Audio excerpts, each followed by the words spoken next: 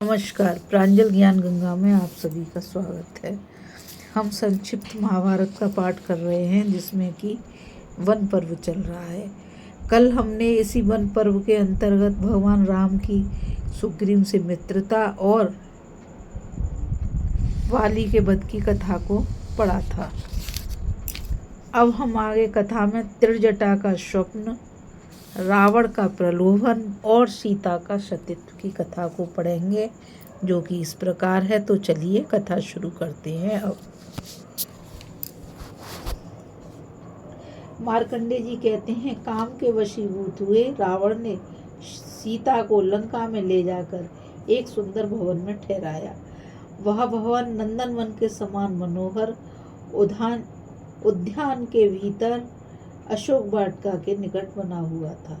सीता तपस्विनी वेश में वहीं रहती थी। प्राय तप उपवास किया करती थी। निरंतर अपने स्वामी श्री रामचंद्र जी का चिंतन करते करते वे बहुत दुबली हो गई और बड़े भय कष्ट से दिन व्यतीत कर रही थी। रावण ने सीता की रक्षा के लिए कुछ राक्षसी स्त्रियों को नियुक्त कर रखा था। उनकी आकृति बड़ी भयानक थी। कोई फरसा लिए हुए थी और कोई तलवार लिए हुए थी।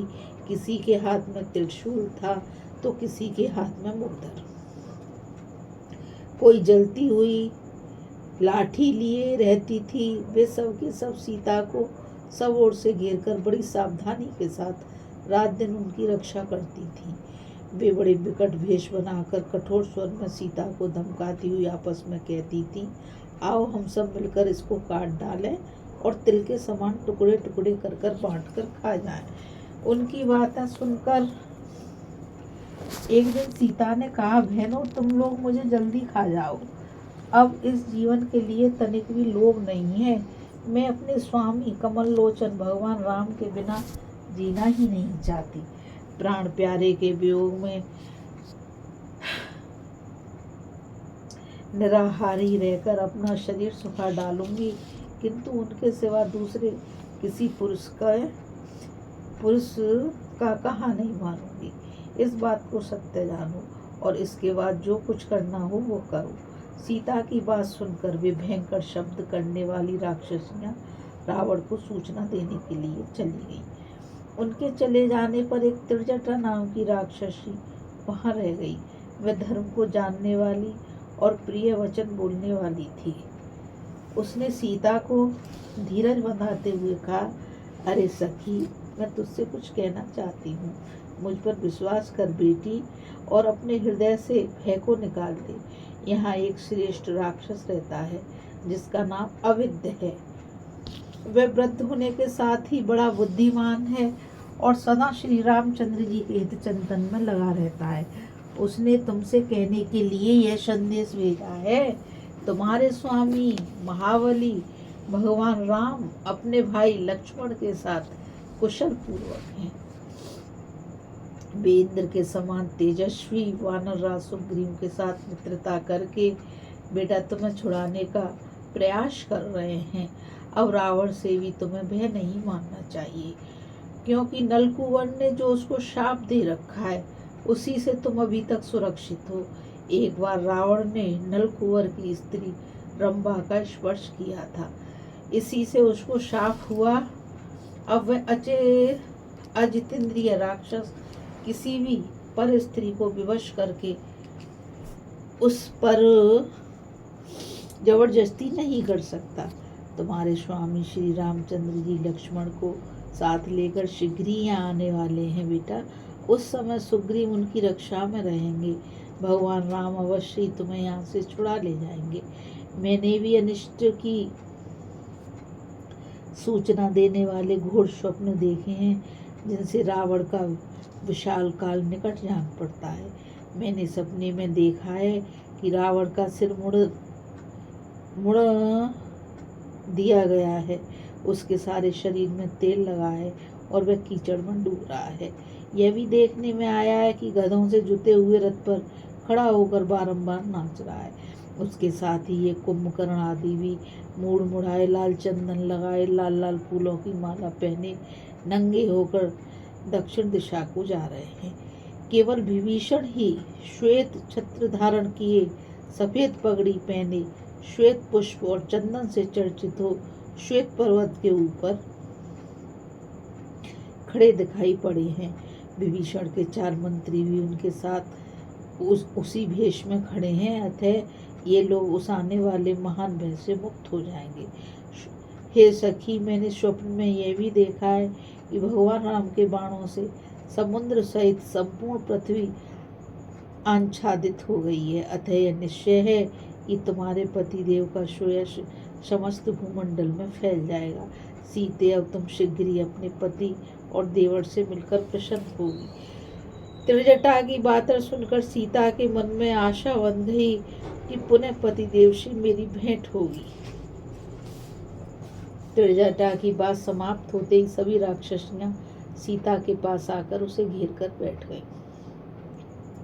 वह एक शिला पर बैठी हुई पति की याद में रो रही थीं।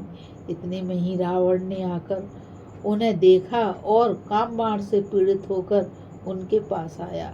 सीता उसे देखते ही भयभीत हो गई। रावण कहने लगा, सीते, आज तक तुमने जो अपने पति पर अनुग्रह दिखाया है यह बहुत हुआ। अब मुझ पर कृपा करो।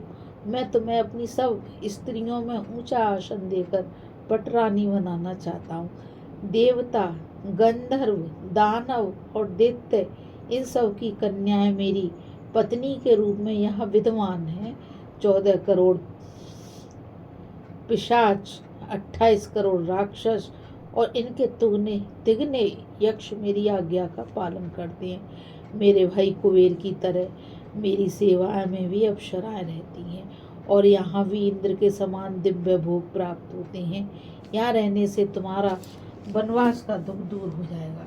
इसलिए सुंदरी, तुम मंदोदरी के समान मेरी पत्नी हो जाओ। रावण के ऐसा कहने पर सीता ने दूसरी ओर मुंह फेर लिया। उनकी आंखों में आंसुओं की झड़ी लग गई और एक तिनके की ओट करके वह कांपती हुई बोली, राक्षस राज, तुमने अनेकों बार ऐसी बातें मेरे सामने कही हैं, इनसे मुझे बड़ा कष्ट पहुंचा है।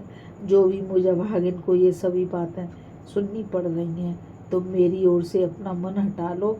मैं पराई स्त्री हूँ, पतिव्रता हूँ, तुम किसी तरह मुझे पा नहीं सकते।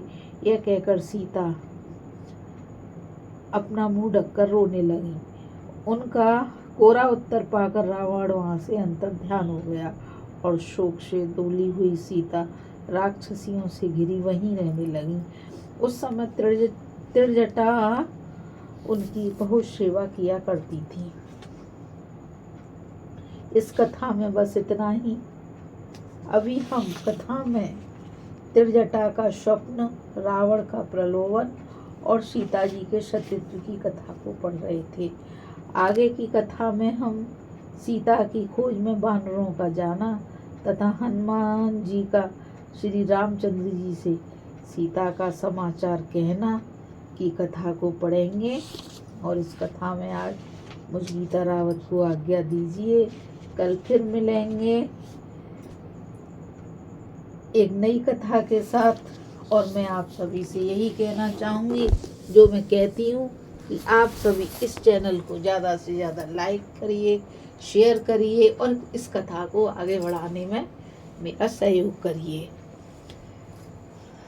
तो आज के लिए बस इतना ही। राधे राधे, नमस्कार, जय श्री कृष्णा।